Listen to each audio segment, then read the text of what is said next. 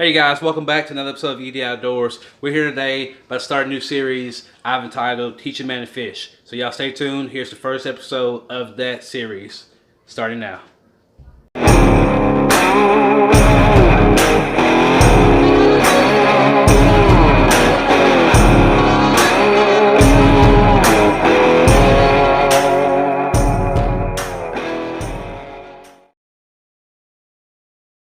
Hey guys, alright, first of all, I want to wish y'all a very happy, safe Memorial Day coming up. This Memorial Day weekend, and make sure you guys are safe out there on the water whenever y'all are out drinking and partying.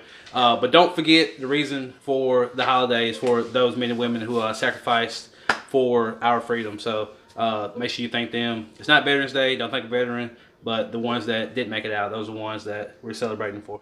All right, you guys, let's go ahead and jump right into it. Now, what I have coming up, I decided to do a series. It's a 5-part series, maybe 6. And basically, I've had people tell me that they're new to the channel, they're new to fishing, and they ask a lot of questions about baits and set it up and all stuff like that. So what I'm gonna do is today we're gonna start. It's a very basic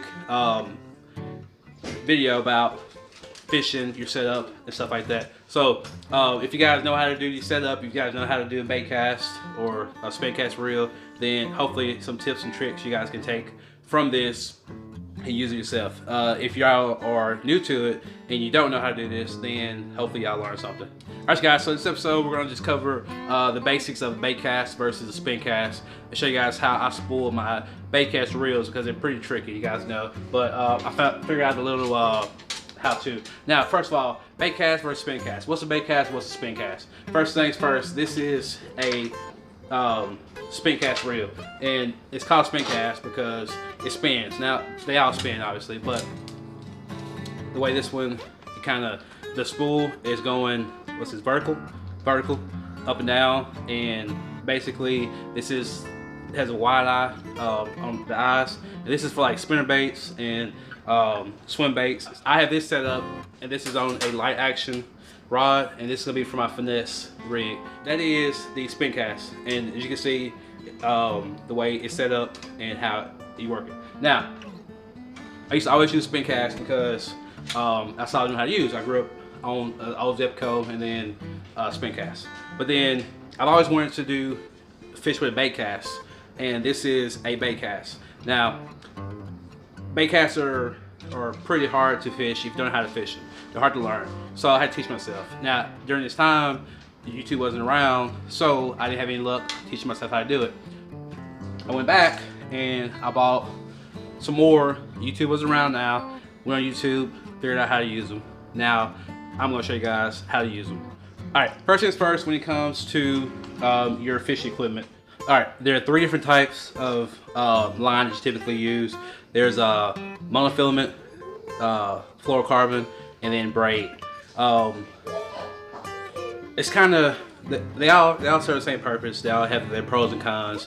You have some that float, some that sink, some that are invisible. But for bait cast, I started using braid. Like I taught myself how to use a bait cast with braid because it has no memory. By that, it's a string. It doesn't stay tight, it doesn't stay spooled up, so it's less likely to get a bird's nest. It's less likely to get tangled up because it has no memory. So I typically go with anywhere from 45 to 50, 65 pound braid. Doesn't matter what brand. You know, they all have their ups and downs, but Spider wire easy braid is what I go to, simply because it's only 10 bucks. Braid can be really expensive. So when it comes to bait casts, I use braid because it's tough, it's thick. Where I'm fishing around a lot of stumps, a lot of trees, a lot of lily pads, and just a lot of thick cover, a lot of thick vegetation. And this braid is not a fish has to be really strong to break braid, or it has to do a lot of rubbing up against a tree or stump or whatever to break braid.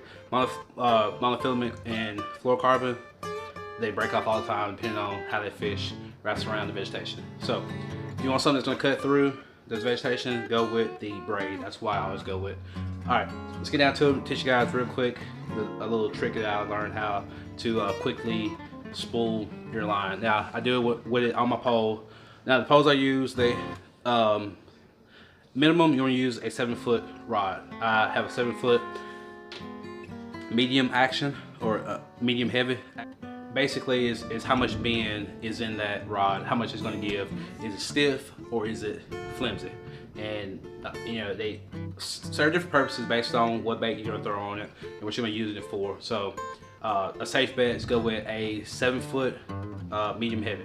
Medium heavy action, you can pretty much do anything with any bait. Anyway, once it's on, they have different types. They have some that are, I call this just a shaft. This is a half shaft or a brake shaft. Some that are full shaft. It can be cork. It can be, you know, this plastic foamy. It really doesn't matter. Use whatever, you know, you feel comfortable with. Stuff that feels good to you. So, alright, you guys, I got it threaded all the way through to the last eye. So this is when the trick comes in. Now, I got the rod facing you. So you take the tag end piece and you're gonna run it through the eye of the reel.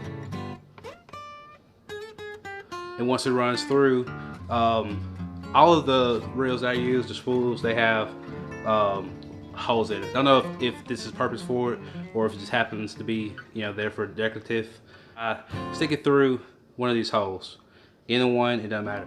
Now, just stick it in enough to where it stays whenever you spool it. So you're gonna rotate it. And when you rotate it, as you can see, it rotates around itself, and you pull it back out.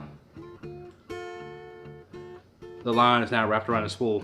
I had so much trouble, so many problems trying to get my fat fingers down in there to wrap the line around the end of it inside the spool in order to tie the knot. But yeah, I figured that out. Makes it a lot easier. So once that's done, I just tie 2 square knots. Once you got that tied, you're gonna leave a good generous amount off, because whenever you add tension, that knot's gonna tighten down, and that'll keep it onto your spool nice and tight. So got that done, and it's simply a knot tied around the spool just like that. Take yourself a pair of these little scissors. They're $3, just a pair. They're made to cut braided lines. See, they have the serrated edge, and take the end piece, tab, and just clip it. Snip it right off that side. And now all you do is begin spooling your line onto your spool. Now, typically, as you can see, the red in the spool, there's a lip. It's kind of a recessed lip, and I like to just fill up right below that lip. And that gives you enough line that you have excess to cast out for one, and then as you change baits, you know, you have to cut your line, so it gives you a little extra. You don't want to overfill it, because if you overfill it, it'll be hard to make adjustments, and that extra line is gonna want to come off. It's gonna cause a lot more bird nests, a lot more knots and tangles. So you want to fill it enough, but don't overfill it, don't underfill it. Now, this is, like I said, 110 yards of line, and I spooled my first reel, and it's my second one. So each reel roughly has about 55 yards of line on it. Obviously, I'm not gonna cast 55 yards. I'm not gonna use it, but that's the end of that spool. So now that's it as far as how to spool your line. It's kind of the first step dealing with bait cast. So that's it. Make it real quick.